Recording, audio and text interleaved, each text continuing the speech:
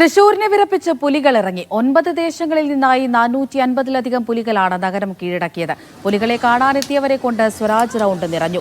വ്യത്യസ്തങ്ങളായ നിരവധി നിശ്ചല ദൃശ്യങ്ങളും ഇത്തവണത്തെ പുലിക്കളിയുടെ മാറ്റുകൂട്ടി.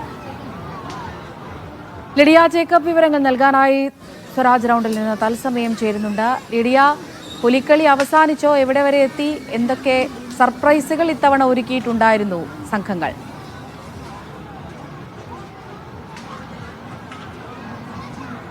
അമൃത, പുലിക്കളി അവസാനിച്ചിട്ടില്ല. വിവിധ ദേശങ്ങളിൽ നിന്ന് പുലികൾ ഇങ്ങോട്ടേക്ക് ഇറങ്ങിയിട്ടുണ്ട്, സ്വരാജ് ഗ്രൗണ്ടിലേക്ക് എത്തിയിട്ടുണ്ട്. പക്ഷേ മുഴുവൻ ദേശത്തെയും പുലികൾ ഇറങ്ങിയിട്ടില്ല എന്ന് വേണം മനസ്സിലാക്കാൻ. ഇപ്പോൾ എൻ്റെ മുന്നിലൂടെ പോകുന്നത് ഒരു മനോഹരമായിട്ടുള്ള ഒരു നിശ്ചല ദൃശ്യമാണ്. ഈ പുരാണ കഥകളിലൊക്കെ സൂചിപ്പിക്കുന്ന രീതിയിലുള്ള നിശ്ചല ദൃശ്യമാണ്. രാവണനുണ്ട്, ഒപ്പം രാമനും ലക്ഷ്മണനുമുണ്ട്. അത്തരത്തിൽ പുരാണങ്ങളിലെ കഥകളൊക്കെ സൂചിപ്പിക്കുന്ന, അത് അനുസ്മരിപ്പിക്കുന്ന ഒരു നിശ്ചല ദൃശ്യമാണ് എൻ്റെ മുന്നിലൂടെ കടന്നു പോകുന്നത്.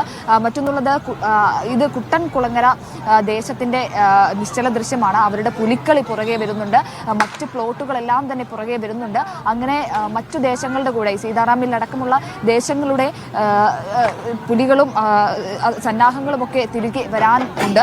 അത്തരത്തിൽ വലിയ സന്നാഹങ്ങൾ കാര്യങ്ങളുമൊക്കെ നടന്നുകൊണ്ടിരിക്കുകയാണ്. 4 മണിക്ക് തുടങ്ങിയ ആഘോഷം, അല്ലെങ്കിൽ വലിയ തിരക്ക്, 4 മണിക്ക് തുടങ്ങിയ തിരക്ക് അതിനേക്കാൾ കൂടുതലായി, അതിൻ്റെ ഇരട്ടിയായി കാണുന്ന ഒരു സാഹചര്യമാണ് ഇപ്പോൾ ഉള്ളത്. മറ്റ് സംസ്ഥാനങ്ങളിൽ നിന്നടക്കം മറ്റ് രാജ്യങ്ങളിൽ നിന്നടക്കമുള്ള ആളുകൾ ഇങ്ങോട്ടേക്ക് എത്തുന്നു. 4 മണിക്കുണ്ടായിരുന്നതിനേക്കാൾ ഇരട്ടി തിരക്ക് നമുക്കിപ്പോൾ കാണാൻ സാധിക്കും. ശരിക്കും അല്പം മുമ്പ് ഇപ്പോൾ കടന്നുപോയത്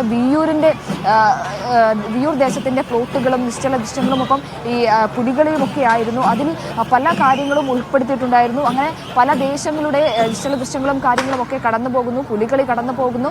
പ്രധാനമായും വിയൂർ ദേശത്തിനുണ്ടായിരുന്നത് വാലുകളൊക്കെ ഉള്ള പുലിയായിരുന്നു. അതുപോലെ തന്നെ അവരുടെ ദേഹത്ത് ഉപയോഗിച്ചിരുന്നത് ഒരു പുതിയ തരത്തിലുള്ള ഓയിൽ പെയിന്റ് കൂടിയാണ്. അതുകൂടി നമ്മൾ മനസ്സിലാക്കേണ്ടതുണ്ട്. വിയൂർ ദേശത്തെ പുലികൾക്ക് ഈ സൂര്യപ്രകാശം അടിക്കുമ്പോൾ തിളങ്ങുന്ന രീതിയിലുള്ള ഒരു ഓയിൽ പെയിന്റ്, പുതിയ രീതിയിലുള്ള ഓയിൽ പെയിന്റ്, അത് ഇമ്പോർട്ടഡ് ആണ് എന്നാണ് അവർ പറഞ്ഞത്. അത്തരത്തിൽ പുതിയ രീതിയിലുള്ള സൂര്യപ്രകാശം അടിക്കുമ്പോൾ, മറ്റ് ലൈറ്റുകൾ അടിക്കുമ്പോൾ തിളങ്ങുന്ന തരത്തിലുള്ള ഓയിൽ പെയിന്റ് കൊണ്ട് അത്തരത്തിലുള്ള ചായങ്ങൾ കൊണ്ടാണ് അവരുടെ പുലി വരകളൊക്കെ നടത്തിയിരിക്കുന്നത്. അത്തരത്തിൽ പല പ്രത്യേകതകളും പല പുലികളുണ്ടായിരുന്നു വിയൂർ.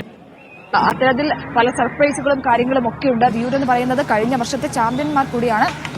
അങ്ങനെ വാശിയേറിയ മത്സരം അത് തുടരുകയാണ്. ഏകദേശം 8:30യോടുകൂടി ഈ എല്ലാ ദേശക്കാരും സ്വരാജ് റൗണ്ട് കറങ്ങി അവസാനിപ്പിക്കുമെന്നാണ് നമുക്ക് അറിയാൻ സാധിക്കുന്നത്. സമയം ഇത്രയും വൈകിയിട്ടും ആളുകളുടെ ഒരു പ്രാതിനിധ്യം, അല്ലെങ്കിൽ ആളുകളുടെ ഒരു സഹകരണം, അത് എടുത്തു പറയേണ്ടത് കൂടിയാണ്. 4 മണി തൊട്ട്, അല്ലെങ്കിൽ രാവിലെ തൊട്ട് തന്നെ പല പുലിമടകളും സന്ദർശിക്കുന്ന ആളുകളുടെ ജനങ്ങളുണ്ട്.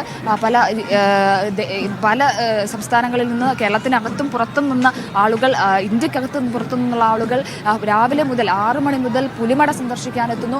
അതിനുശേഷം റോഡിലേക്ക് ഇറങ്ങുന്നു. പുലികൾ വരാറാവുമ്പോഴേക്കും റോഡിലേക്ക് ഇറങ്ങി അവർക്ക് പ്രോത്സാഹനമായി കൈകൾ അടിച്ചും ഒക്കെ പ്രോത്സാഹിപ്പിച്ചു നിർത്തുന്നു. ഓരോ ദേശത്തിൻ്റെയും പുലികൾ ഇറങ്ങുമ്പോൾ അവർ എല്ലാവരും തന്നെ റോഡിന് ചുറ്റും നിന്ന് പ്രോത്സാഹിപ്പിക്കുന്ന വലിയ ആവേശം കൊള്ളുന്ന കാഴ്ച തന്നെയാണ് നമ്മൾ കണ്ടത്. അതിപ്പോഴും തുടരുകയാണ്. 4 മണിയൊക്കെ സമയത്തുണ്ടായിരുന്നതിനേക്കാൾ ഇരട്ടി ജനം റോഡിൻ്റെ ഇരുവശവും ഉണ്ട് എന്നതാണ് നമ്മൾ ദൃശ്യങ്ങളിൽ കാണുമ്പോൾ നമ്മൾ മനസ്സിലാക്കുന്നത്. വിവിധ ദേശങ്ങളുടെ ദൃശ്യങ്ങളും ഒപ്പം ഈ പുലികളും ഇറങ്ങിയിട്ടുണ്ട്. ലിഡിയ ജേക്കബാണ് സ്വരാജ് റൗണ്ടിൽ നിന്ന് വിശദമായ വിവരങ്ങൾ നൽകിയത്.